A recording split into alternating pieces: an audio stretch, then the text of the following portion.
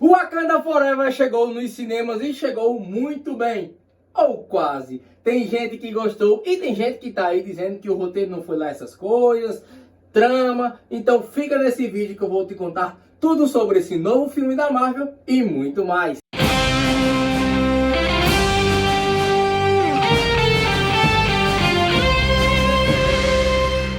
E a Obama Nerd está começando mais um Obama Nerd. Eu assisti Pantera Negra 2 e sim, eu gostei do filme. Eu recomendo sim que vocês vão lá e assistam. Mas claro, vou dar minha opinião sobre o que rolou e vamos desvendar o mistério do que pode acontecer no futuro dos personagens e como impacta a trama desse filme. Mas antes de tudo, deixa seu like, se inscreve aqui no canal e ativa o sininho para ficar sempre ligado nos nossos vídeos e segue nossas redes sociais. Lá no Instagram é minha plataforma principal e sempre eu estou atualizando sobre o que está rolando. E olha, nossas lives estão acontecendo na Twitch TV, então não deixa de se inscrever lá também. Para começar, a gente tem que entender a trama do filme. Sim, o filme tem aquela pegada mais séria. Os quadrinhos a gente sabe que tem sim o seu lado engraçado, mas também tem coisa séria. Como a gente vê esse filme, traz a ideia de uma seriedade. No filme, logo de cara, todo mundo sabe que o Pantera Negra acabou morrendo por uma doença.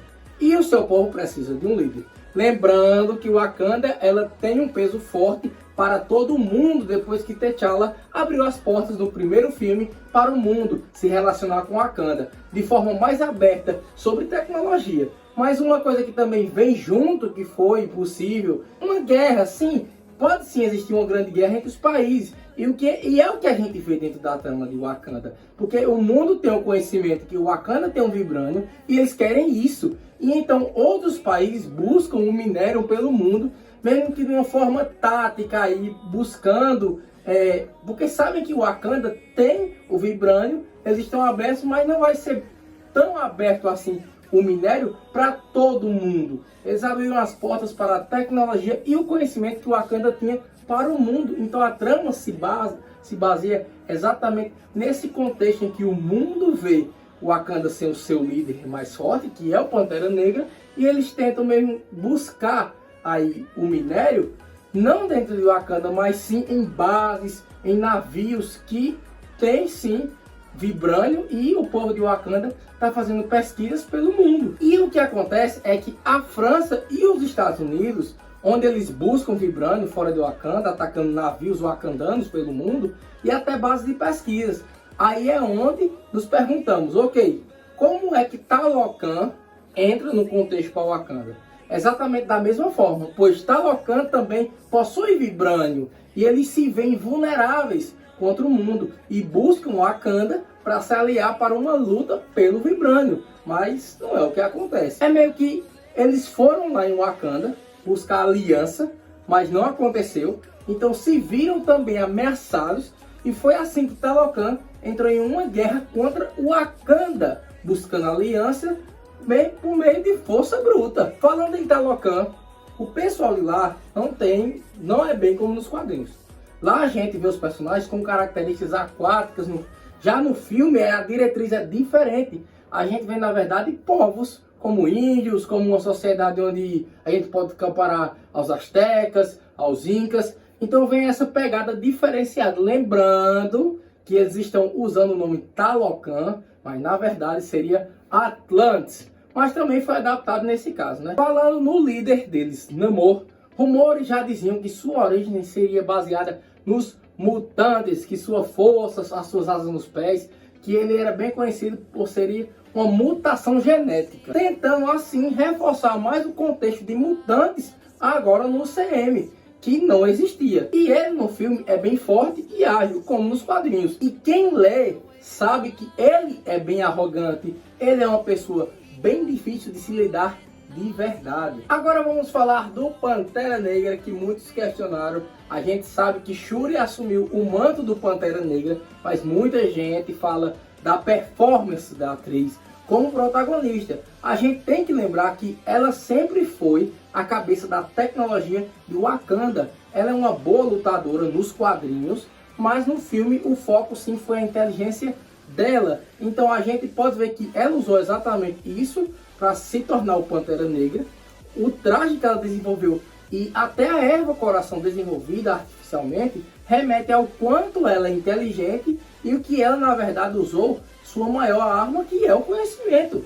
E essa batalha que ela trava contra o Namor, na verdade foi mais preparada do que luta de força bruta, corporal mesmo. E se encaminhando todo o contexto do filme, já perto do final, a gente vê que pegou um pouco da ideia do que o filme dos Vingadores, o filme dos Vingadores 2, onde o T'Challa aparece para vingar a morte do pai, e na mesma pegada foi a luta da Shuri e do Namor. Depois que ele mata a mãe dela, a rainha, ela busca vingança a qualquer custo. E é com esse lado de vingança que ela se corroeu. Foi uma cena muito impactante, que vocês sabem que quando a erva coração é consumida, a gente é levado para um plano astral. E quando ela chega lá, ela não vê nem a mãe, nem o pai. A mãe que morreu, e nem o pai. E sim, a volta do Killmonger, sim, o Michael B. Jordan está no filme, de volta no papel. E aí vocês fazem essa pergunta, claro, por que é que ela viu exatamente ele? Exatamente por esse sentimento de vingança que ela estava passando e foi corroendo, e o Killmonger também passou por isso no primeiro filme. E quando a luta começa, ao mesmo tempo que eles estão lá em crise, existe uma ideologia, assim, no começo do filme, sobre o governo estar atrás do Vibranium, ou seja, o Wakanda entra em luta com o Talocan e ao mesmo tempo o governo ainda está atrás do Vibranium. Então a luta até acontece, mas ao mesmo tempo que está lá essa crise completa aí, eles acabam se juntando. Namor e a Shuri, o Wakanda acaba se juntando assim para defender o Vibranium. Namor acaba se juntando com a Shuri. E o filme termina mais ou menos com essa pegada. Assim, teve novamente esse clichê da pegada de vingança, que meio que as tramas estão trabalhando basicamente isso. Filme de super-herói agora é isso. Tem vingança e o protagonista vai lá e se vinga ou não se vinga. Por exemplo, na maioria dos casos não se vinga. Por causa, a gente viu aí outros filmes, por exemplo, Homem-Aranha, que já mudou que ele não se vingou do Duende Verde por ter matado a Tia May, e entre outras coisas aí, fica mais essa pegada clichê de super-herói. E trazendo outros personagens, a Riri Williams, que é a Coração de Ferro, que vai ganhar a sua série sim. Era um filme, na verdade, foi mais uma apresentada, como aconteceu com todos os novos personagens ao longo dessa fase 4. Ela apenas teve relances no filme, teve sim uma porcentagem de impacto no filme, onde a gente vê o Namor tentar matar ela, mas não é tão relevante assim o quanto o papel dela é de verdade no filme. Mas, claro, vai ser abordado melhor o lado da personagem quando a série dela chegar no Disney+. E para finalizar, a cena pós-crédito, como ficou, Obama? Bom, a gente errou feio. A gente tinha teorizado aqui uma cena onde que o Doutor Destino estava por trás de tudo, atrás do Vibranium, mas a gente viu que o próprio filme mostra que quem estava atrás do Vibranium eram os governos, era o governo dos Estados Unidos, era a França, entre outros, que com certeza vai ocasionar uma grande guerra no futuro. Olha, tudo se indicando aí para Vingadores Guerras Secretas. Pode preparar que tem contexto aí. Então nos é apresentado o filho do T'Challa, que leva o mesmo nome e que foi criado fora de Wakanda. Por qual motivo não se sabe ainda, mas Nakia mora fora de Wakanda esse tempo todo e criou o filho dela com o T'Challa. É quando a Shuri conhece ele. Essa cena, na verdade, é uma amostra do novo personagem que sim, ele vai se tornar o novo Pantera Negra no futuro. E a Shuri, ela apenas seria uma passagem de manto. Enquanto o Pantera Negra nos quadrinhos estava ausente, ela sim se tornou a Pantera Negra, e foi exatamente por conta dela que aconteceu essa luta entre Atlantis e Wakanda. Mas aqui no filme é Talocan e Wakanda. Então faz todo sentido sim ela ter sido a Pantera Negra nesse filme. Muita gente questionou e tudo mais, mas ela tinha que ser a protagonista desse filme, porque o arco dela se dá exatamente nos quadrinhos por essa luta contra o Namor. Então, no futuro próximo, Pantera Negra 3, ou até os próximos filmes da Marvel, aí, que vai abordar o Pantera Negra, a gente pode sim ver o filho do T'Challa, que é o T'Challa, com o Pantera Negra de verdade, com o novo manto. Ela já passou o bastão para ele. Então, fica mais essa pegada de... A gente queria uma coisa diferente, mas a gente viu mais essa questão mais emocional mesmo no filme.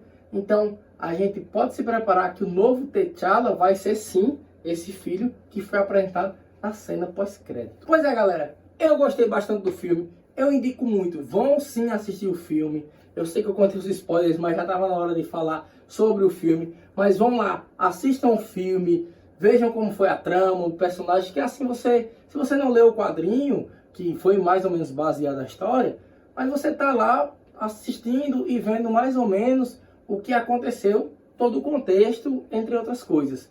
Então, já se inscreve no canal, deixa seu like aí, fica acompanhando logo mais, tá saindo novos vídeos aqui no canal. Muito obrigado por ficarem até aqui e valeu!